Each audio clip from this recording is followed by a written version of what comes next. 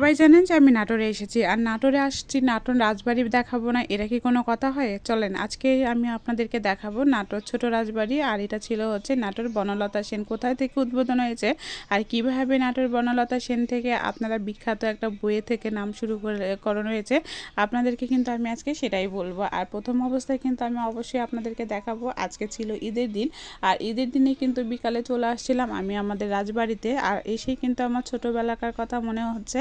আগে কিন্তু সবাই মিলে এখানে বেড়াতে আসতাম আর বেড়াতে এসে কিন্তু অনেক জিনিস কেনাকাটা করতাম। এখন তেমন একটা কেনাকাটা না করলেও কিন্তু বেড়ানোর তেমন একটা উদ্দেশ্য ছিল না। আজকে হঠাৎ করে মনে হলো, হঠাৎ করে চলে আসছিলাম সবাই মিলে। আর এসেই তো আমার কাছে এই যে এগুলো অনেক আকর্ষণীয় লাগছিল আর আকর্ষণীয় জিনিসও কিন্তু এখানে বিক্রি করছিল। আর আগে এখানে ভিতরে এগুলো কোনো কিছু বিক্রি হচ্ছিল না, এখন ভিতরে কিন্তু অনেক খাবার জিনিস পাওয়া যায় এবং অনেক যায় জিনিস কিন্তু সুন্দর সুন্দর জিনিসগুলো পাওয়া যায়, যে জিনিসগুলো আপনার মন কাড়বে। আর সেই জিনিসগুলো কিন্তু আমার কাছে অনেক ভালো লাগে। তারপরে আপনাদের সাথে অনেক কথা শেয়ার করব এবং রাজবাড়ির বিভিন্ন অংশগুলো আমি আপনাদের সাথে শেয়ার করব, অবশ্যই কিন্তু আমার সাথে থাকবেন। তো যে কথাটা আমি অবশ্যই আপনাদেরকে বলছিলাম যে এই রাজবাড়ি কিন্তু আপনারা অনেকেই জানেন নাটোরের বনলতা সেন হিসাবে, আমরা অনেকে বইও পড়ি। আসলে আমার তো মনে হয় নাটোরের বনলতা সেই ব্যক্তি, এটা যে রাজবাড়ির রাজা ছিল, সেই রাজার ওয়াইফের নাম ছিল বনলতা সেন। তাকে ঘিরে আসলে নাটোরের বনলতা সেন হিসাবে বলা হয়। তো আসলে সঠিক আমি একটা জানি না, কিন্তু এটাই হবে। আমার কাছে তো তার কথাটা শুনলে আসলে ভালো লাগে। আমি আসলেই গর্বিত যে আমি নাটোরে জন্ম নিয়েছি। আর নাটোর তো আমার কাছে অনেক প্রিয় একটা জায়গা।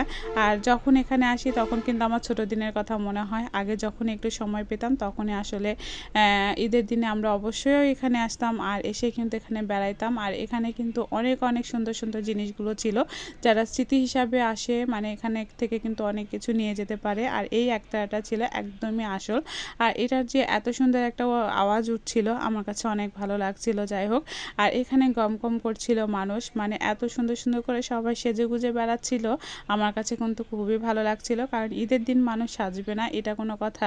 বছরের একটা দিন আসে, আসলে মানুষ ঘুরবে বেড়াবে, এটাই তো হবে, তাই না?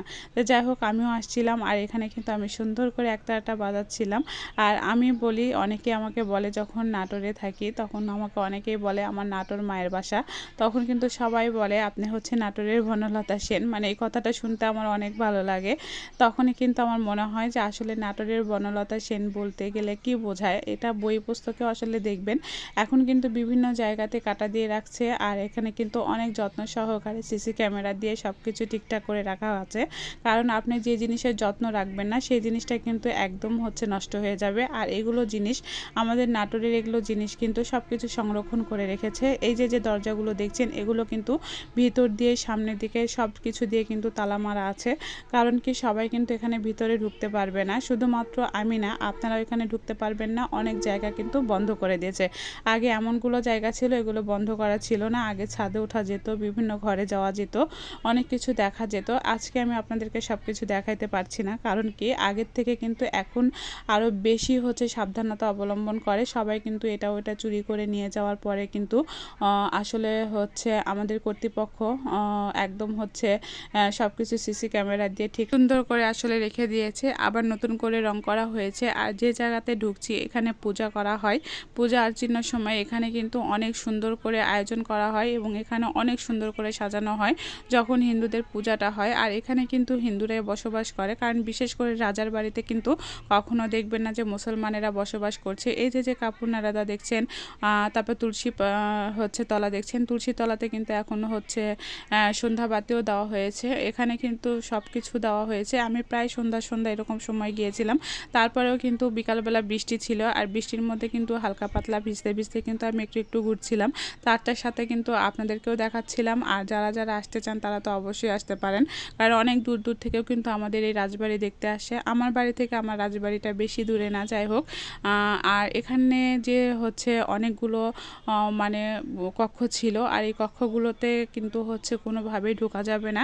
আর এখানে কিন্তু আমি অনেকগুলো ভিডিও করেছিলাম আর আমার নিজেকেও কিন্তু আমার অনেক আবেগপ্রবণ লাগছিল যে এখানকার রানীরা কেমন ছিল, এখানে কিভাবে রাজা থাকতো, কিভাবে ছিল, আসলে সেই কথাগুলো এখানে মনে করছিলাম। আর এই যে যে জায়গাটা দেখছেন এই জায়গাটা কিন্তু পূজা করারই একটা জায়গা, একটু পরে কিন্তু পূজা শুরু হবে। আর এখানে কিন্তু অনেক ধুমধাম করে পূজা পূজা শুরু হয়। সব সময় কিন্তু এখানে হচ্ছে পুরোহিতেরাই থাকে, মানে যে জায়গাটা আপনাদের একটু আগে দেখিয়েছিলাম ওই জায়গাতে আমার মনে হয় পুরোহিতেরা থাকে। আর হচ্ছে এখানে কিন্তু হচ্ছে সব ধরনের এখানে কিন্তু দেবদেবতার মূর্তিগুলা ছিল, সেখানে কিন্তু অনেক হিন্দুরা এসে পূজাও করছে। যাই হোক, এর মধ্যেও কিন্তু অনেক শর্ট ভিডিওগুলো আমি দিয়ে দিব, আপনারা দেখে নেবেন। আর আমাদের এই জায়গাটা কিন্তু অনেক সুন্দর, আসলে কিন্তু যারা যারা বেড়াতে আসতে চান তারা চলে আসবেন। তো আজকের মতো এখানেই সমাপ্তি। আল্লাহ হাফেজ।